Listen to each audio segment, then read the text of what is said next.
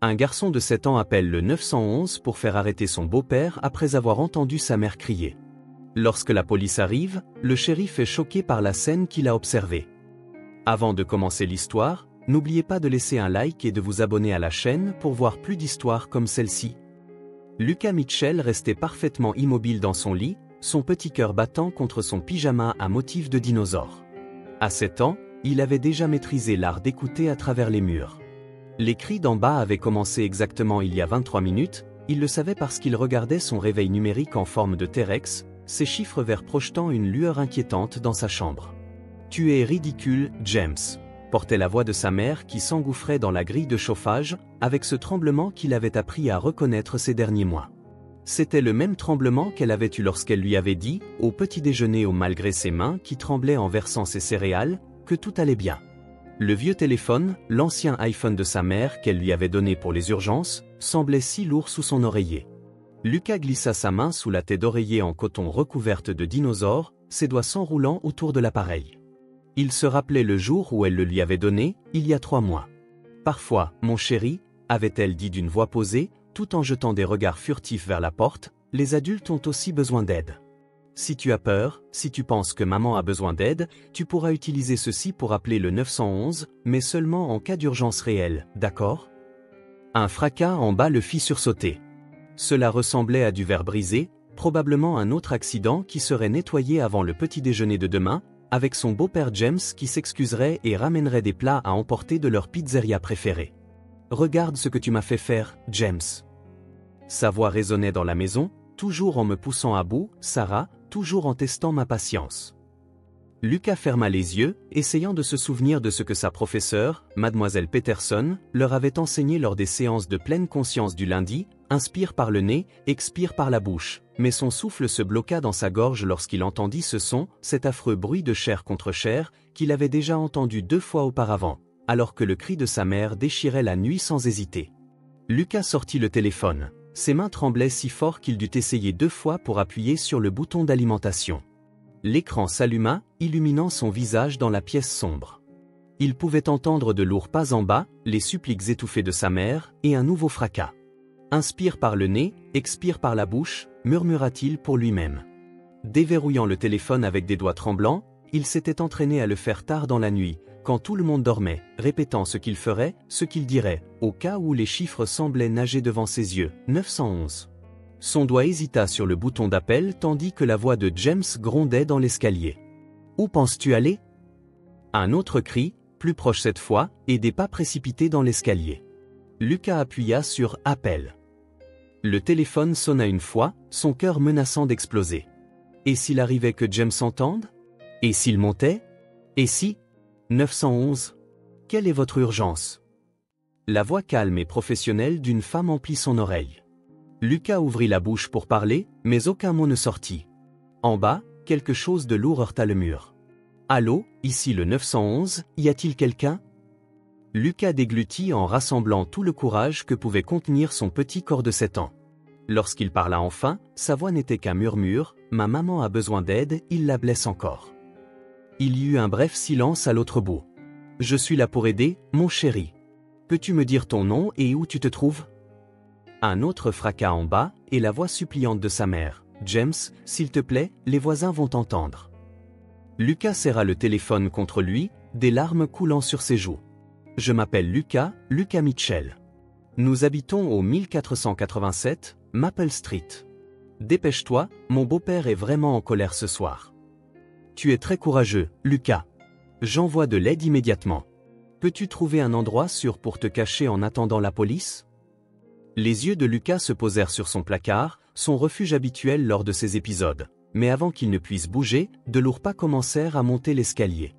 Chaque marche semblait faire trembler toute la maison. « Il monte », murmura-t-il dans le téléphone, la terreur lui serrant la poitrine. Dans le couloir, la planche de bois grinça, juste devant la porte de sa chambre. Le temps sembla se figer alors que Lucas fixait la porte, le téléphone collé à son oreille comme un fil de vie. La vieille planche à l'extérieur émit un nouveau gémissement protestataire. « Lucas !» La voix du répartiteur du 911 était à peine audible. « Es-tu toujours là, mon chéri ?» Il ne put répondre. Son souffle se bloqua dans sa gorge lorsqu'une ombre passa sous sa porte. continuant sa progression, accompagné de la voix de sa mère. « James, s'il te plaît, descendons, nous pourrons en parler. » Les pas s'éloignèrent, et Lucas relâcha le souffle qu'il retenait. « Je suis là, murmura-t-il dans le téléphone. « Ça arrive, Lucas. Tu te débrouilles très bien. La police est en route. Peux-tu atteindre ton placard sans faire de bruit ?» Lucas glissa hors de son lit, ses pieds en chaussettes foulant silencieusement le parquet. La veilleuse à dinosaures projetait d'étranges ombres alors qu'il se faufilait vers le placard, tenant toujours le téléphone. Il pouvait entendre la voix du shérif David Anderson grésiller à travers la radio du répartiteur, rapportant sa position à 5 minutes de Maple Street. La porte du placard s'ouvrit avec un léger grincement qui fit tressaillir Lucas, mais la dispute en bas s'était de nouveau intensifiée, masquant tout bruit de sa chambre. Il se glissa à l'intérieur, ramenant ses genoux contre sa poitrine, s'installant entre ses manteaux d'hiver et son sac à dos scolaire. « Je suis dans mon placard, murmura-t-il. « Parfait, Lucas, reste là. Peux-tu me dire ce qui se passe maintenant ?» À travers les lattes du placard, Lucas aperçut la fenêtre de sa chambre. Des lumières rouges et bleues se reflétaient sur la maison voisine, bien qu'encore trop éloignée. Un fracas soudain venant d'en bas le fit sursauter, tandis que la voix de sa mère, plus aiguë et empreinte de panique, s'exclamait « James, pose ça, madame », murmura-t-il d'un ton pressé, se souvenant de la manière dont sa mère lui avait appris à rester poli même en urgence. « Je pense qu'il a quelque chose ? Ma maman a l'air vraiment effrayée, la police est presque là. Lucas, encore 2 minutes, tu es si courageux. » Le bruit du verre brisé résonna dans la maison, suivi du cri de sa mère. Lucas se pressa les mains sur les oreilles, mais il ne pouvait l'étouffer. Des larmes coulèrent sur son visage tandis qu'il se balançait dans l'obscurité du placard. « Fais que ça s'arrête, s'il te plaît, fais que ça s'arrête », implora-t-il dans le téléphone. La voix du répartiteur demeurait calme. « Il tourne dans ta rue maintenant, Lucas. Peux-tu voir les lumières ?» Lucas scruta à travers les lattes. Les lumières rouges et bleues se rapprochaient, se reflétant sur la neige fraîchement tombée plus tôt dans la soirée. Il entendait le son étouffé des sirènes en bas. Puis, tout à coup, la dispute s'interrompit dans le silence. Il pouvait entendre des portières de voitures claquer dehors. Il savait qu'ils étaient là. « Lucas, » murmura-t-il, le cœur battant, « je l'entends courir. » De lourds pas résonnèrent à travers la maison, la porte arrière claqua, et la voix désespérée de sa mère retentit. « Lucas, Lucas, reste dans ta chambre. » La porte d'entrée se fendit dans un fracas massif qui secoua toute la maison.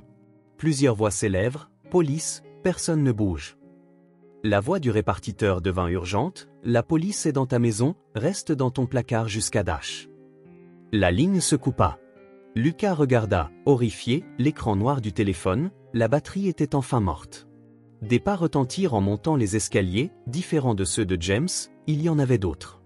Une voix grave s'éleva clairement. « À l'étage, trouvez le garçon. » Lucas se pressa encore plus dans le coin de son placard, entouré par l'odeur familière de son manteau d'hiver et de ses vêtements d'école.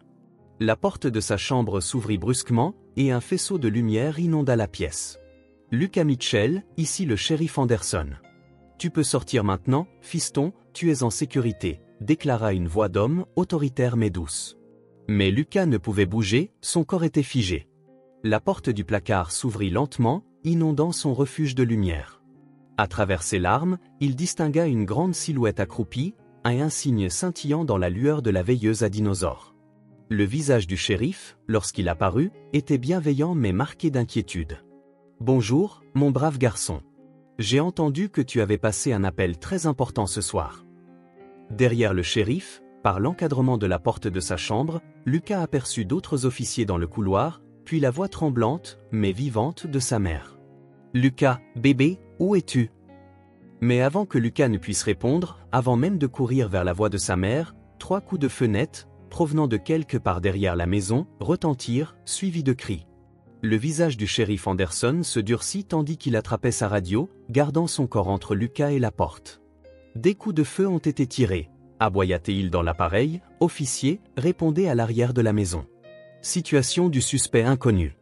Je répète, des coups de feu ont été tirés. » À travers la fenêtre de sa chambre, Lucas vit d'autres lumières rouges et bleues arriver, projetant des ombres sauvages sur ses murs décorés de dinosaures. Cette nuit, il comprit que ce n'était pas encore fini. La salle d'urgence du Boston General Hospital fourmillait d'activités fluorescentes à 2 heures du matin. Lucas était assis au bord d'un lit d'examen, son pyjama à dinosaure désormais recouvert d'un grand sweatshirt du département de police. Une infirmière au visage aimable, nommée Jenny, examinait la petite coupure sur son bras, un souvenir de sa précipitation vers sa mère après les coups de feu. Ce n'était qu'une égratignure, selon elle, en appliquant un pansement décoré de dinosaures de dessins animés. Tu as vraiment de la chance, il leur restait ces modèles spéciaux. Mais Lucas ne regardait pas le pansement. Ses yeux étaient rivés sur le rideau qui séparait sa baie de celle d'Axe en grave côté, d'où il entendait la voix étouffée de sa mère parler au médecin.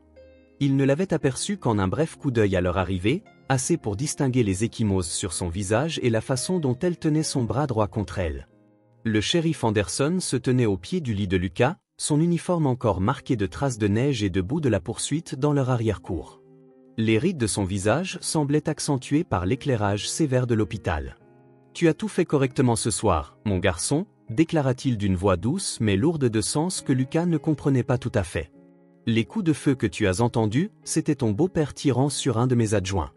Personne n'a été blessé, nous l'avons arrêté avant qu'il ne puisse causer de réels dégâts. » Lucas hocha la tête en tripotant un fil d'effet sur le sweatshirt. « Est-ce qu'il va revenir » demanda-t-il avant que le shérif ne puisse répondre. Le rideau se mit à bruisser et une grande femme en costume sombre entra.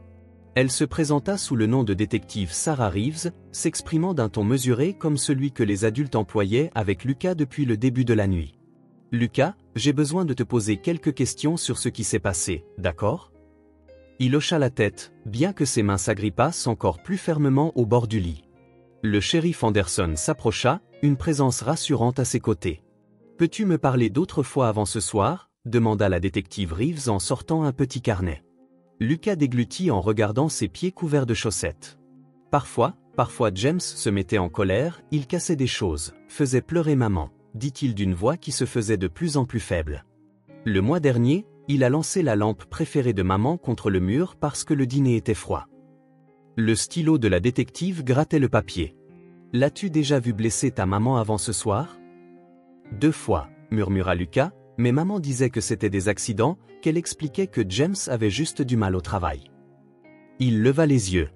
Soudain, les yeux écarquillés, il dit « Elle m'a fait promettre de ne rien dire. » « Suis-je en difficulté ?»« Non, mon garçon, » intervint rapidement le shérif Anderson, « tu n'es pas en difficulté du tout. Tu as aidé ta maman ce soir, tu as été très courageux. » Une agitation dans le couloir attira leur attention à travers l'ouverture du rideau. Lucas aperçut sa tante Emma se précipiter vers le poste des infirmières, ses longs cheveux roux, sauvages et décoiffés, portant encore ce qui ressemblait à un pyjama sous son manteau d'hiver. « Ma sœur, disait-elle d'une voix pressée, Sarah Mitchell, ils l'ont amenée il y a environ 1 heure. » Quelques instants plus tard, le rideau entre les baies fut tiré, et Sarah Mitchell s'assit sur l'autre lit, le visage maculé de larmes mais impassible. Un médecin terminait de soigner son bras, qui, comme Lucas allait l'apprendre plus tard, n'était pas cassé mais fortement foulé. « Lucas, » souffla-t-elle, tendant son bon bras vers lui, « mon chéri, viens ici. » Il sauta hors du lit et se jeta dans ses bras, prenant soin de ne pas heurter ses blessures. Elle sentait l'antiseptique de l'hôpital plutôt que son habituel parfum de lavande, mais ses bras étaient chauds et sûrs. « Je suis tellement désolée, je suis si désolée, » murmura-t-elle dans ses cheveux. Tante Emma rejoignit l'étreinte, formant un cercle protecteur autour de Lucas. Par-dessus leurs épaules, il apercevait le shérif Anderson et la détective Reeves échanger des regards pleins de sens. « Madame Mitchell, nous devons discuter de vos options. James a été libéré sous caution il y a 20 minutes. » Ces mots firent frissonner la pièce. Les bras de Sarah se resserrèrent autour de Lucas. La voix d'Emma, pleine d'incrédulité, s'éleva. « Comment peut-il ? Dash, son père ? Son père est un juge à la retraite, et il a des connexions. » murmura Sarah à voix basse. Le shérif Anderson s'avança, le visage sombre. « C'est pourquoi nous devons agir rapidement. Madame Mitchell, vous et Lucas ne pouvez pas retourner dans cette maison ce soir. Avez-vous un endroit sûr où rester ? Ils viennent avec moi. J'ai largement de la place et je vis dans un immeuble sécurisé avec des caméras, déclara Emma, sans laisser de place à la discussion. Lucas sentit sa mère, adossée contre sa tête, hocher doucement, mais quelque chose au fond de son estomac lui disait que ce n'était pas terminé. Comme pour confirmer ses craintes, une infirmière se précipita dans leur baie, le visage pâle. « Shérif, il y a quelque chose que vous devez voir dans le parking, dit-elle. Anderson la suivit jusqu'à la fenêtre. Même depuis son lit, Lucas aperçut le message gravé sur le côté de la voiture de sa mère, illuminé par les lumières du parking, « Ce n'est pas fini ». La première lueur de l'aube s'insinuait à l'horizon, teintant les fenêtres de l'hôpital de nuances de gris et de rose, mais pour Lucas et sa mère, la nuit la plus longue de leur vie n'était pas encore finie. L'appartement de Tante Emma, au 11e étage de l'immeuble Cornerstone, était tout ce que leur maison familiale n'était pas. Petit mais chaleureux, avec des murs peints en jaune chaud et embaumés du parfum de cannelle issu de ses pâtisseries incessantes. Pour Lucas, qui avait passé la semaine dernière à dormir sur un canapé-lit dans le salon, c'était comme une forteresse perchée au-dessus de la ville. « Du chocolat chaud ?» demanda Emma, déjà en train d'attraper le bon cacao en poudre, celui avec de petites guimauves, tandis que Lucas hocha la tête depuis son perchoir près de la fenêtre, où il s'était installé chaque après-midi après l'école. D'ici, il pouvait voir 6 pâtés de maison dans toutes les directions. Le bruit d'une clé dans la porte d'entrée le fit se tendre, mais ce n'était que sa mère revenant de sa réunion avec l'avocat. Sarah avait l'air épuisée, des cernes sous ses yeux partiellement dissimulés par un maquillage qui n'arrivait pas à cacher complètement les ecchymoses qui s'estompaient. « Comment ça s'est passé ?» demanda Emma doucement en lui glissant une tasse de chocolat chaud. Sarah s'affala dans le fauteuil, ses mains tremblant légèrement en retirant son écharpe.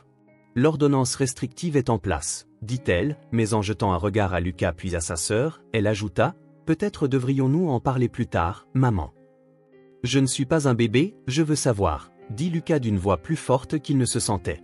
Sarah et Emma échangèrent un regard, puis Sarah hocha finalement la tête. « Tu as raison, mon chéri, tu as été si courageux à travers tout cela. » L'avocat de James, ils essaient de dire que c'était un malentendu, que c'était de la légitime défense contre la police, mais ce n'est pas vrai, protesta Lucas, oubliant le chocolat chaud.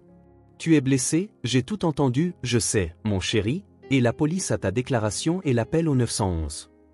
Le shérif Anderson veilla à ce que... Dash. Un coup frappé à la porte les interrompit, et tous se figèrent. Emma s'avança en premier, approchant de la porte avec précaution. « Qui est-ce » demanda le shérif Anderson. « Madame et détective Reeves. » La tension dans la pièce se détendit légèrement, sans disparaître complètement. Emma vérifia dans le Judas avant d'ouvrir la porte, révélant 2 officiers en civil. « Madame Mitchell, » déclara Anderson, le visage grave, « nous devons parler de l'audience de James au tribunal demain. » Il y a eu un développement. La détective Reeves se dirigea vers la fenêtre et scruta la rue en contrebas. « Le père de ton mari, le juge Cooper, a passé des appels. Il essaie de faire réduire les charges. » La voix d'Emma s'éleva, « Il a tiré sur des policiers après avoir agressé ma mère. » Lucas, d'une petite voix mais avec force, ajouta. Anderson s'agenouilla pour être à sa hauteur, « Tu as absolument raison, fiston, et c'est pourquoi nous sommes ici. Nous devons parler de demain. Le procureur veut que tu parles au juge. » Sarah se leva si brusquement qu'elle renversa son sac à main. « Non, absolument pas, il a déjà assez souffert, » protesta-t-elle. « Sarah, détective Reeves, » dit-elle doucement, « ton témoignage pourrait être crucial. Le juge Martinez doit comprendre le schéma de comportement, et toi, Lucas, tu en as été témoin. » Un bruit aigu d'emballage, provenant de la fenêtre de la cuisine, fit sursauter tout le monde.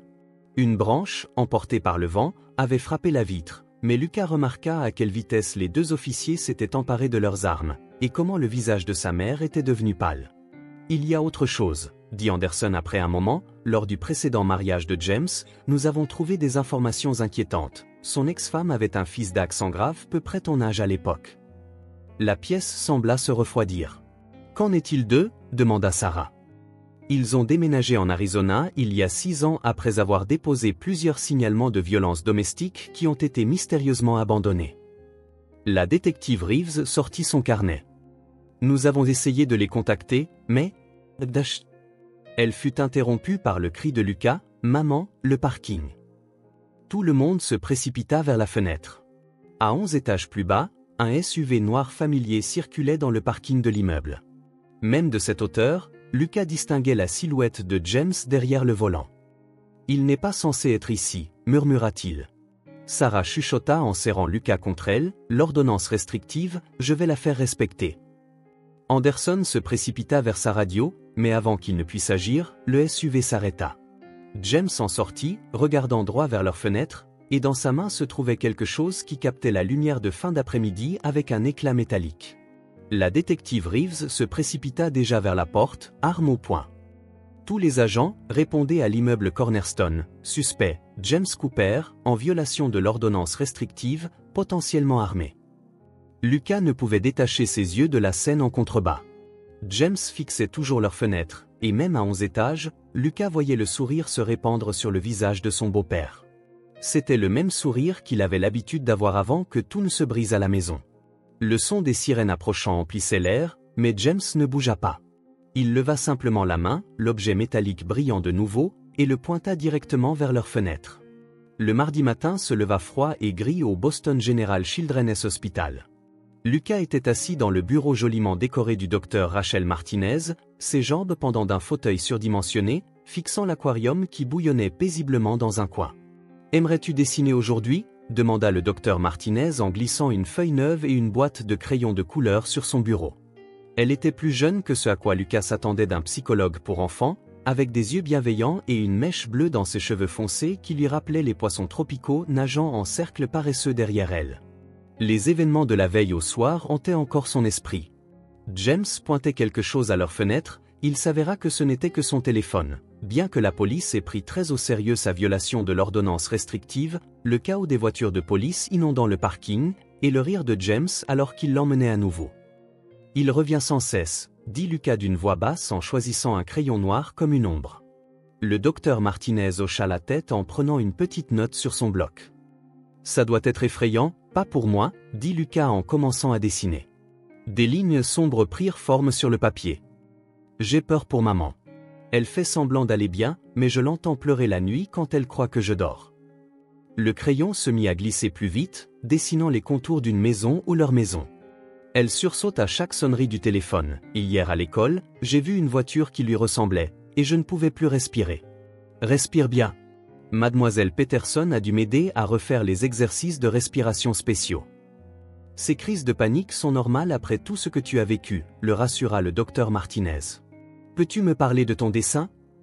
Lucas ajouta des détails. Fenêtres assombries, nuages orageux au-dessus. C'est notre vieille maison. J'en rêve parfois. Dans mes rêves, j'essaie d'appeler le 911, mais le téléphone ne fonctionne pas, ou je compose mal les numéros, ou je change pour un crayon rouge, ou je suis trop tard. Un coup à la porte du bureau les fit lever tous les deux les yeux. Le docteur Martinez vérifia sa montre, fronça les sourcils, il leur restait encore 20 minutes dans leur séance. Entrez, appela T.L. Le shérif Anderson entra dans la pièce, toujours en uniforme, le visage empreint d'inquiétude. Désolé d'interrompre, Madame Mitchell m'a demandé de venir vérifier, il y a eu un autre incident. La main de Lucas se serra autour du crayon rouge jusqu'à ce que ses jointures blanchissent. Qu'a-t-il fait ? Demanda-t-il. Anderson s'assit sur la chaise à côté de Lucas, sa carrure rendant les meubles encore plus petits. Quelqu'un est entré par effraction dans ta vieille maison la nuit dernière. Ta maman a séjourné chez ta tante, donc la maison était vide, mais quoi ? Lucas sentit son cœur battre à nouveau la chamade. Ils sont allés dans ta chambre, fiston, seulement dans ta chambre. Le crayon rouge se brisa dans sa prise. Le docteur Martinez se pencha, sa voix douce mais ferme. Qu'est-ce qui a été pris ? Le shérif. Ses vêtements étaient éparpillés, des livres avaient été jetés des étagères, mais la seule chose manquante, c'était ta collection de dinosaures toutes, les peluches, les jouets en plastique, même la veilleuse. Lucas sentit la pièce tourner. Ces dinosaures avaient été ses compagnons constants, surtout pendant les mauvaises nuits. Certains lui avaient été offerts par son vrai père avant que le cancer ne l'emporte, d'autres provenaient de sa mère, offerts pour ses anniversaires ou à Noël, quand l'argent manquait, mais elle avait tout de même économisé. Nous ne pouvons pas prouver que c'était James, poursuivit Anderson. Aucune empreinte, aucun témoin, mais... Dash, c'était lui. Lucas intervint d'une voix creuse, il disait toujours que c'était des jouets pour bébé, que je devais grandir et ne plus avoir peur. Ses mains tremblaient maintenant. Il disait que les vrais hommes n'ont peur de rien. Le docteur Martinez se déplaça autour de son bureau, s'agenouillant près de la chaise de Lucas. Avoir peur ne te rend pas faible, Lucas. Être courageux, c'est faire ce qu'il faut même quand tu as peur, comme tu l'as fait en appelant le 911. La police surveille ton quartier, ajouta Anderson, et nous avons renforcé les patrouilles autour de ton école. Il ne s'approchera plus de toi. Mais Lucas n'entendait presque rien, ses yeux rivés sur son dessin inachevé. La maison sombre, les nuages orageux, les traînées rouges qui rappelaient trop les lumières des voitures de police en marge du dessin. Presque inconsciemment, il avait dessiné de minuscules dinosaures se cachant dans l'ombre de la maison, regardant, attendant tout comme il l'avait fait, et tout comme il le faisait encore. Un soudain klaxon de voiture dans la rue le fit sursauter. Le docteur Martinez se dirigea vers la fenêtre pour observer le parking de l'hôpital. Son haleine saccada, et Anderson se leva d'un bond. « Qu'est-ce que c'est » demanda le shérif en se joignant à elle à la fenêtre. « Un SUV noir, dit-elle doucement, il vient de traverser le parking, lentement. » Lucas n'avait pas besoin de regarder, il savait de qui il s'agissait et ce que cela signifiait. James envoie un message. « Je surveille aussi. » La séance se termina plus tôt, Anderson escortant Lucas par l'arrière de l'hôpital jusqu'à l'endroit où sa mère attendait dans la voiture de tante Emma.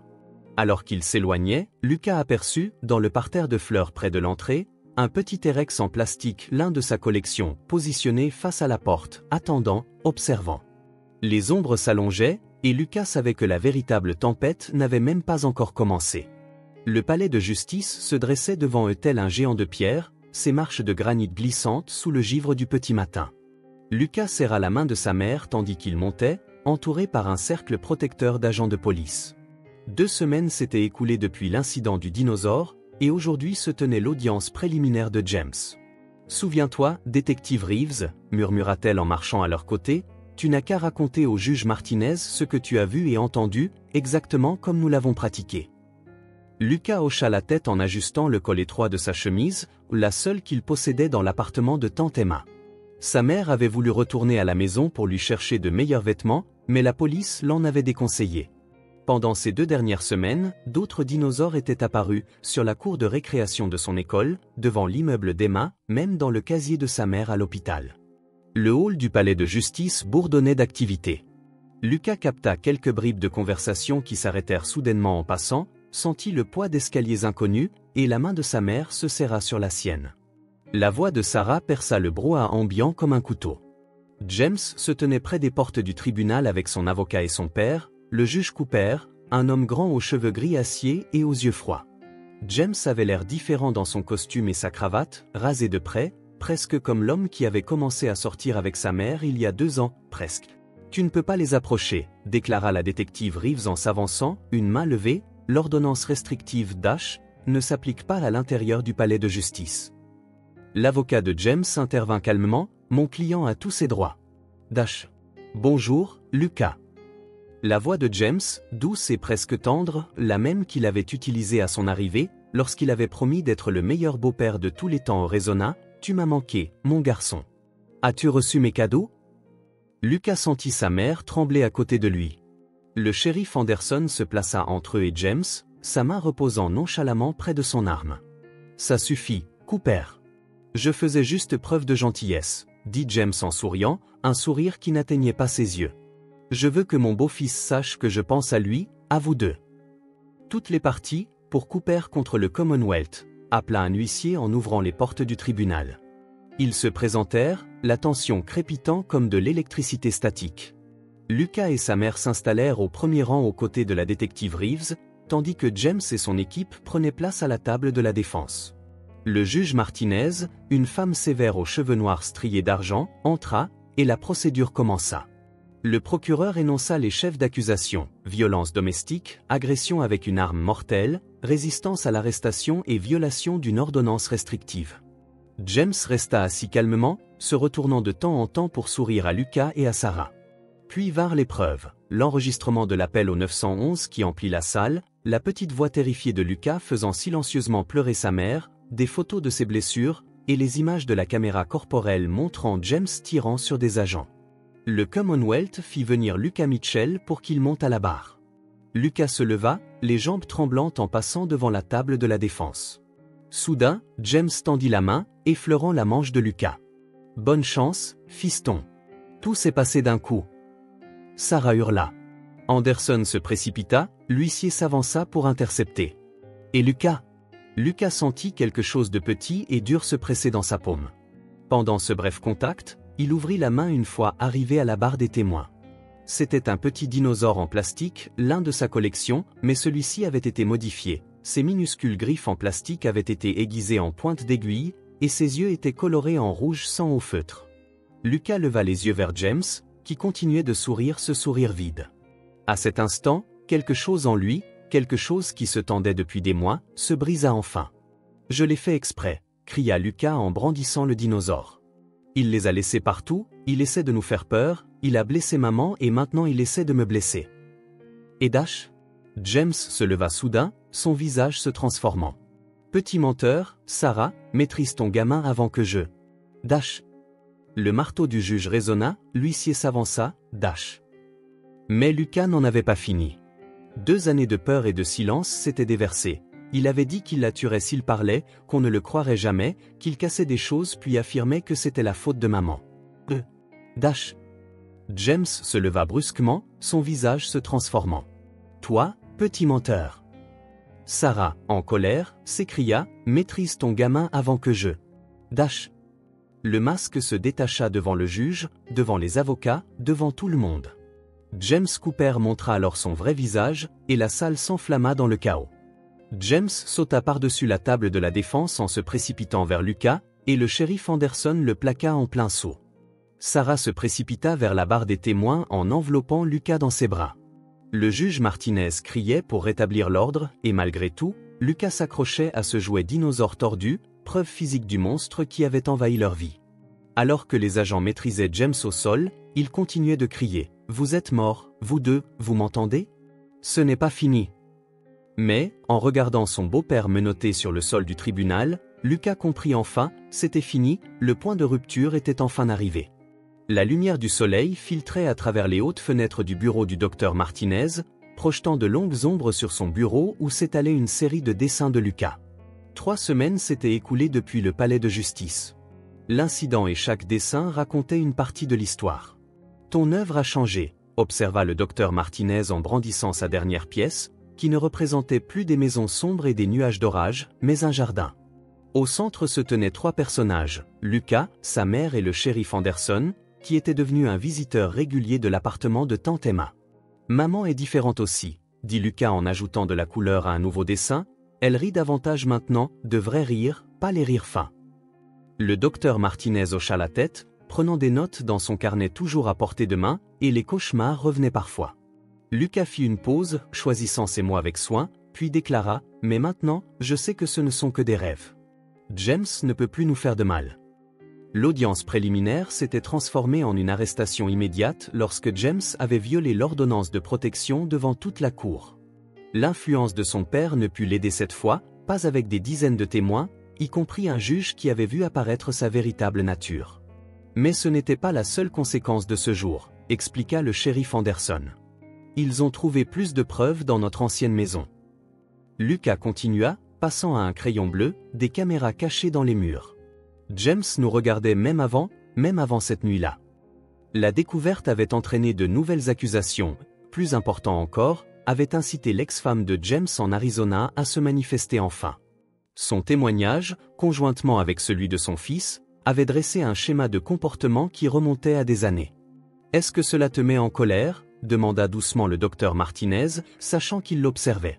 Lucas réfléchit à cela en ajoutant des détails à son dessin, un jardin de papillons semblable à celui que le shérif Anderson les avait aidés à planter dans leur nouveau complexe d'appartements de l'autre côté de la ville.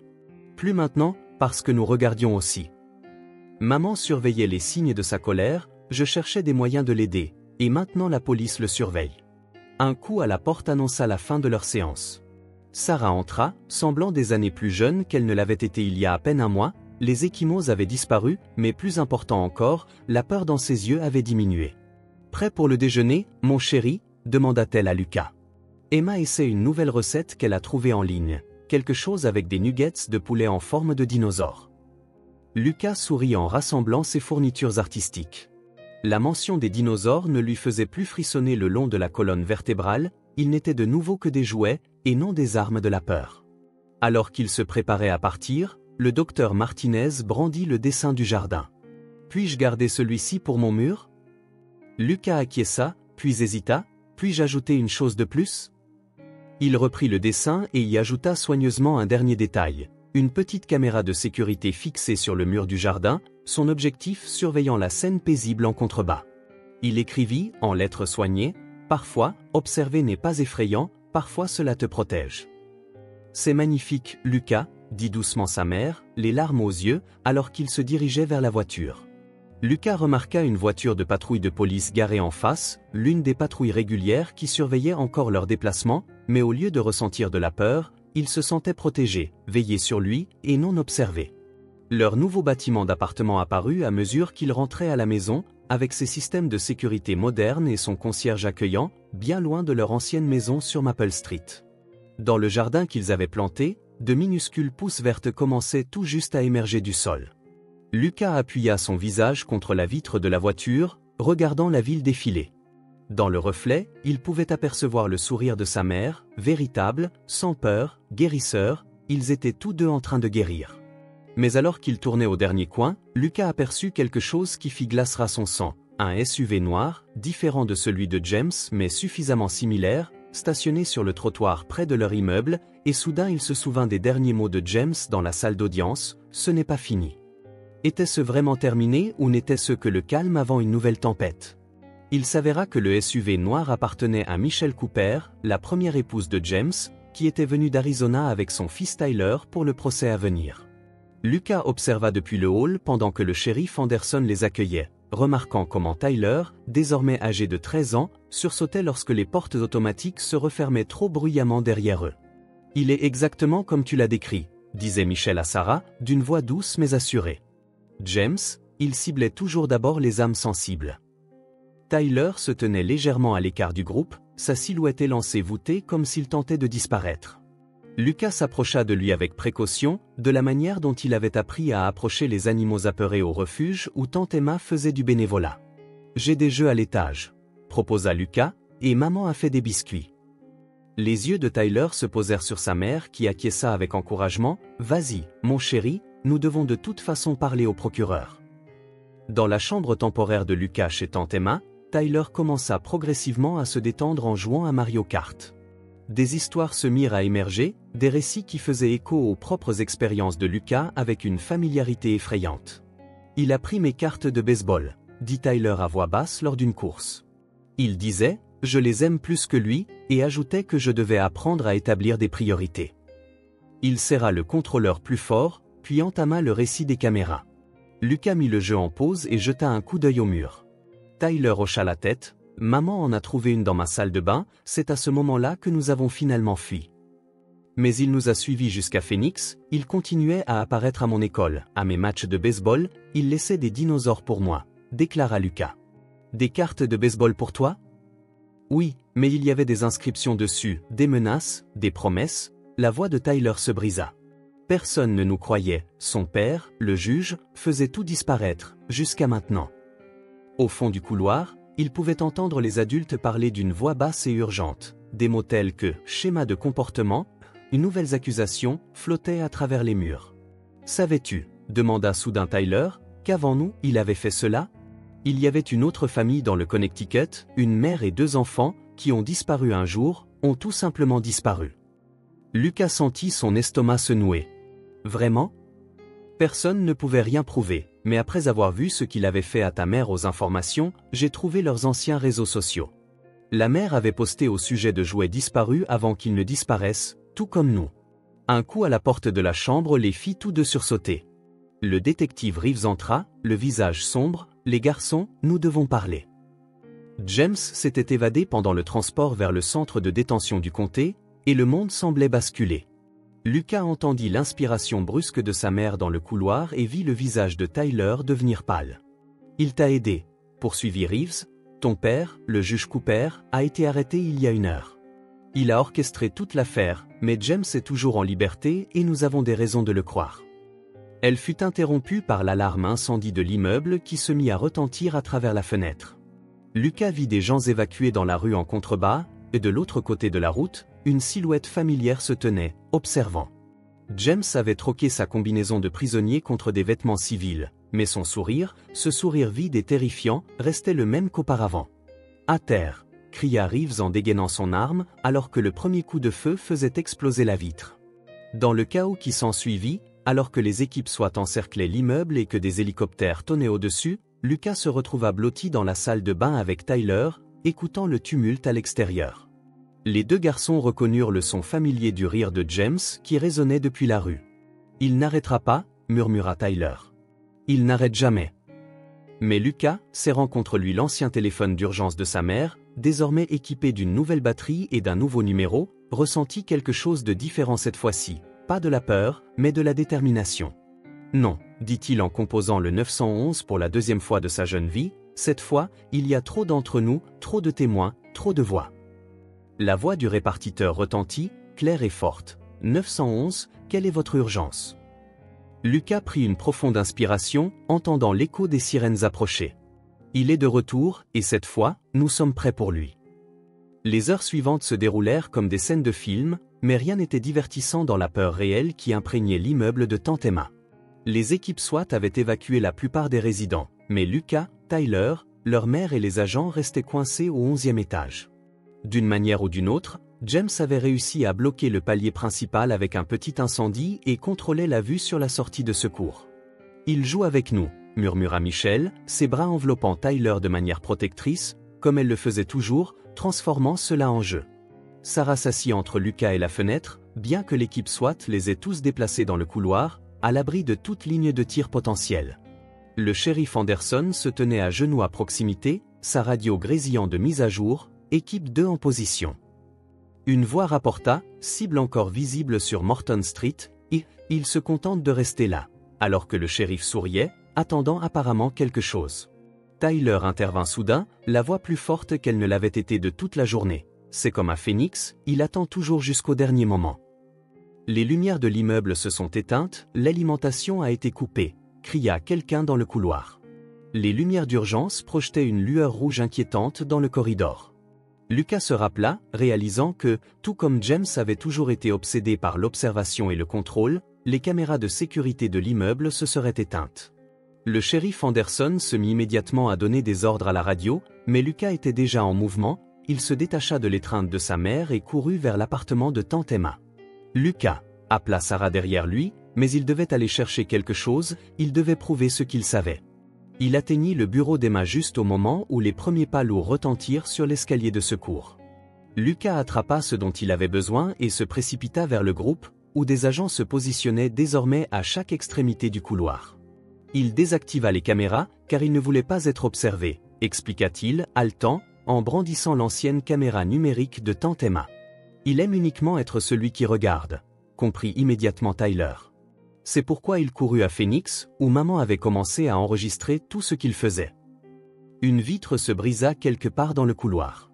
La voix de James, étrangement calme, flottait dans l'obscurité, « Cache-cache, les garçons, comme au bon vieux temps. » Mais Lucas tint bon, la caméra levée. Le premier flash illumina James dans l'encadrement de la porte de sortie d'urgence, capturant son expression de surprise. « Plus de cache-cache », dit Lucas en prenant une autre photo alors que James levait son arme. Plus de secrets. Les instants suivants explosèrent en chaos, James se jeta en avant juste au moment où les équipes SWAT faisaient irruption aux deux extrémités du couloir. Lucas continua de prendre des photos, flash après flash, chacune figeant un fragment de l'effondrement final de James. La dernière photo deviendrait plus tard une preuve cruciale au tribunal. James Cooper, le visage contorsionné de rage, se faisait plaquer par le shérif Anderson, tandis que son arme tombait au sol avec fracas. À l'arrière-plan, visible à travers une vitre brisée, des hélicoptères de presse illuminaient la scène de puissants projecteurs. L'homme qui les avait terrorisés en observant était enfin celui qui était regardé par tous, alors que des agents emmenaient James menotté. Il se retourna une dernière fois, mais Lucas remarqua quelque chose de différent dans les yeux de son beau-père. « Tu as brisé son pouvoir », murmura Tyler à voix basse, se tenant aux côtés de Lucas, alors qu'il regardait James être chargé dans une camionnette de police, 11 étages plus bas. Sarah serra les deux garçons dans ses bras, et Lucas sentit les larmes de sa mère tomber dans ses cheveux, mais c'étaient des larmes différentes désormais, des larmes de soulagement, de faim, de liberté. La nuit n'était pas terminée, il y aurait des dépositions à faire, des preuves à présenter, un procès à affronter. Mais alors que Lucas regardait la caméra dans ses mains, la preuve de la défaite finale de James, il savait une chose avec certitude. Les ombres ne pourraient plus leur faire de mal, pas lorsqu'elles étaient enfin entrées dans la lumière. 1 an plus tard, le jardin communautaire derrière le Hillignat Center était en fleurs avec les premières floraisons d'été. Lucas, désormais âgé de 8 ans, arrosait soigneusement le parterre en forme de dinosaure qu'il avait aidé à concevoir, dans le cadre du programme de thérapie du Centre pour les enfants victimes de violences domestiques. « Ça a l'air bien, mon pote », dit le shérif Anderson en s'approchant avec 2 verres de limonade. Il était en congé, comme il l'était souvent lorsqu'il visitait le centre.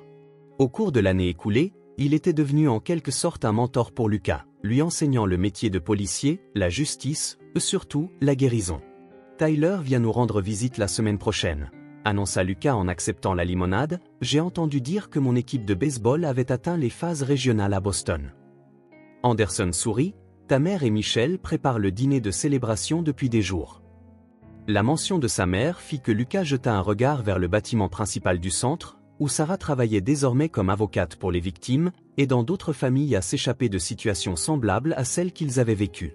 Elle était plus forte maintenant, son rire venait plus naturellement et les ombres ne traversaient plus souvent son visage.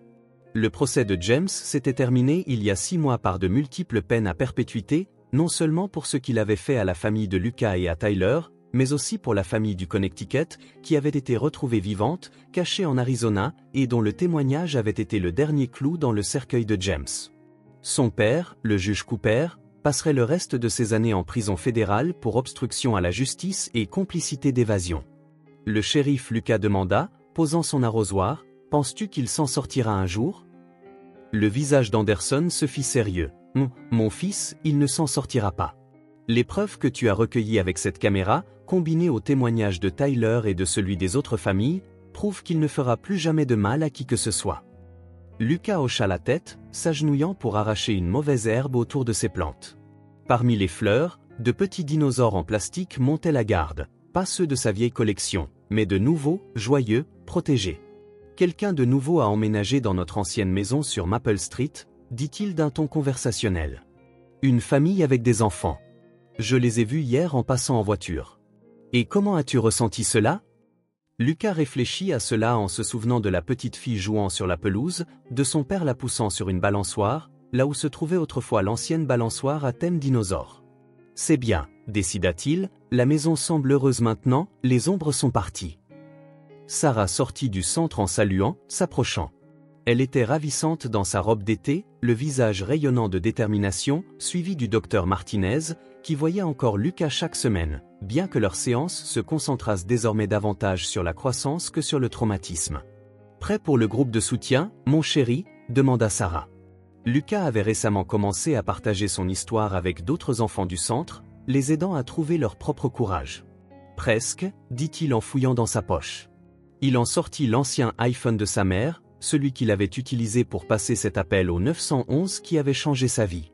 Il était désormais désactivé, plus un souvenir qu'un appareil.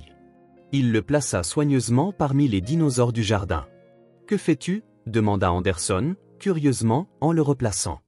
Lucas expliqua, « Comme une graine, peut-être qu'elle poussera et deviendra quelque chose qui aidera d'autres enfants à être courageux. » Sarah essuya ses larmes en le serrant dans ses bras. Le docteur Martinez prit note dans son carnet toujours présent, souriant. Plus tard dans la soirée, alors que Lucas se préparait à aller se coucher dans leur nouveau foyer, un appartement chaleureux et sécurisé, rempli de photos de famille et d'œuvres d'enfants, il s'arrêta à sa fenêtre. Les lumières de la ville scintillaient au loin, et quelque part, d'autres enfants pourraient affronter leurs propres ombres, mais il savait désormais que celles-ci ne pouvaient pas survivre à la lumière. Il suffisait d'une petite voix, d'un moment de courage, d'un appel à l'aide pour commencer à briser l'obscurité. Sur sa table de chevet, à côté d'une photo de lui avec sa mère, Tyler et le shérif Anderson au palais de justice, se trouvait un seul dinosaure en plastique, ni une arme, ni une menace, juste un jouet, comme il se doit. Lucas se glissa dans son lit, n'ayant plus besoin de vérifier son placard ou sous le lit, n'écoutant plus les bruits de pas ou le bruit du verre brisé. La nuit était calme, paisible, sûre. Et quelque part, dans un jardin communautaire, parmi les fleurs et l'espoir qui poussaient dans un parterre en forme de dinosaure, un vieil iPhone reposait, enfoui tel une capsule temporelle, rappelant que même le plus petit d'entre nous peut rugir assez fort pour ébranler le monde.